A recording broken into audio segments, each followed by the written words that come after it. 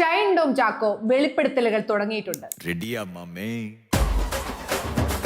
മലയാള cinema ഇപ്പം തന്നെ ശുദ്ധികലശം നടത്തിക്കളയും എന്നുള്ള പരുവത്തിൽ കുറച്ച് ന്യൂസുകൾ പുറത്തു വരും. അതിലൊന്നാണ് ഹേമ കമ്മീഷൻ. ഈ റിപ്പോർട്ടിൽ പറയുന്ന കാര്യങ്ങൾ ഞാൻ അംഗീകരിക്കുന്നുണ്ട്. ഇപ്പൊ ആരെങ്കിലും അതിനെക്കുറിച്ച് ചിന്തിക്കുന്നുണ്ടോ? ഇല്ല. അതുപോലെ തന്നെ ഇതും അങ്ങ് പോകും. പീഡിപ്പിക്കപ്പെട്ടു എന്ന് പറയുന്ന സ്ത്രീയുടെ ഒപ്പം എനിക്ക് നിൽക്കേണ്ടി വരും. പീഡിപ്പിച്ചു എന്ന് ഒരു സ്ത്രീ ഒരു വ്യക്തിയെ ചൂണ്ടി പറയുന്നുണ്ടെങ്കിൽ അവന്റെ കൂടെയും നിൽക്കേണ്ടി വരും. ഹേമ കമ്മീഷൻ വന്നതുകൊണ്ട് പ്രത്യേകിച്ച് ഗുണമൊന്നും ഉണ്ടായില്ലെങ്കിലും ആൾക്കാർക്ക് ചിലരുടെയൊക്കെ നല്ല സ്വഭാവങ്ങൾ മനസ്സിലായി. ഇതുപോലെ തന്നെ ഷൈൻ ടോം ചാക്കോയുടെ വെളിപ്പെടുത്തലിലും പല കാര്യങ്ങളും പുറത്തു വന്നിട്ടുണ്ട്. ആലപ്പുഴയിൽ ഒരു കുടുംബത്തിന് വേണ്ടിയാണ് ഹൈബ്രിഡ് കഞ്ചാവ് കൊണ്ടുവന്നെന്നൊക്കെ ഷൈൻ ടോമിന്റെ ഏജന്റ് പറഞ്ഞുവെന്നാണ് ഷൈൻ ടോം പറയുന്നത്. ആലപ്പുഴയിലെ സിനിമാ കുടുംബം എന്ന് പറയുമ്പോൾ കുഞ്ചാക്കോ ബോബനാണോ? ഫഹദ് ഫാസിൽ നമുക്കറിയില്ല. അറിയാൻ മേലാത്ത കാര്യത്തെക്കുറിച്ച് സംസാരിക്കുന്നതേ ശരിയല്ല. എന്നാണെങ്കിലും ഷൈൻ ടോം ചാക്കോ പറയുന്നതിൽ കുറച്ച് കഴമ്പില്ലാതില്ല.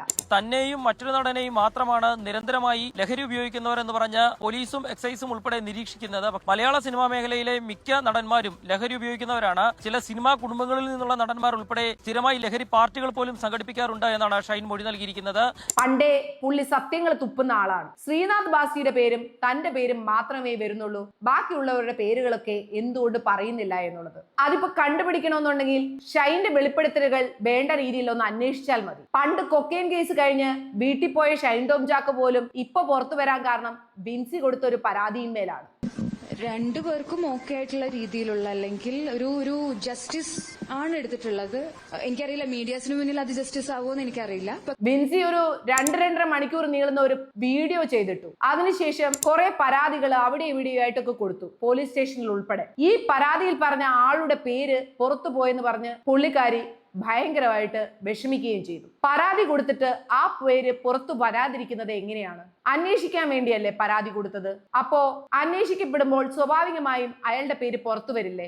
സംഘടനാ തലത്തിലുള്ള അന്വേഷണത്തിന് അവസാനിപ്പിക്കാനാണോ അതോ നിയമ നടപടികളിലേക്ക് പോകാൻ? നിയമ നടപടി ഞാൻ പോവില്ല എന്നുള്ളത് ഫ്രം ദ ഡേ 1 ഓൺവേർഡ്സ് ഞാൻ സ്റ്റക്ക് ചെയ്തതാണ്. അതിന് പല പെർസ്പെക്റ്റീവ് ഉണ്ടാവും ആളുകൾക്ക്, പക്ഷെ ഞാൻ നിയമ നടപടികൾക്ക് ഇല്ല. വലിയ ബോൾഡായ തീരുമാനം പോലെ ഇങ്ങനൊരു പരാതിയൊക്കെ കൊടുത്തെങ്കിലും പിന്നെ കിടന്ന് ഓടുന്ന ബിൻസിനെയാണ് കണ്ടത്.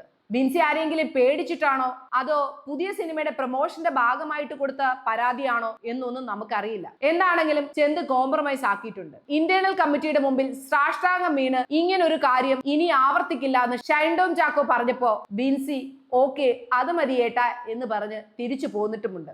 ഇത്രയൊക്കെ ഉള്ളൂ ഈ ന്യൂസിന്റെ പ്രാധാന്യം.